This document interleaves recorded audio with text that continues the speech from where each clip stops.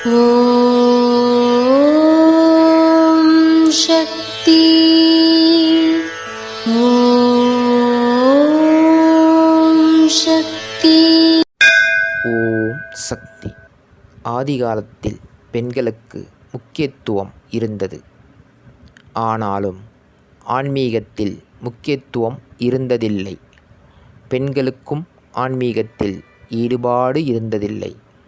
நான் அதனை இன்று மாற்றிக்கொண்டு வருகிறேன்.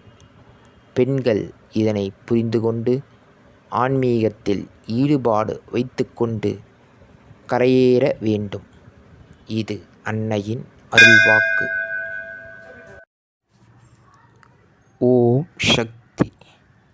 சக்திகளே, உங்களுடைய கருத்துக்கள் மற்றும் அனுபவங்களை கீழ்க்காணும் மின்னஞ்சல் முகவரிக்கு வீடியோ வடிவிலோ ஆடியோ வடிவிலோ எங்களுக்கு அனுப்பவும்.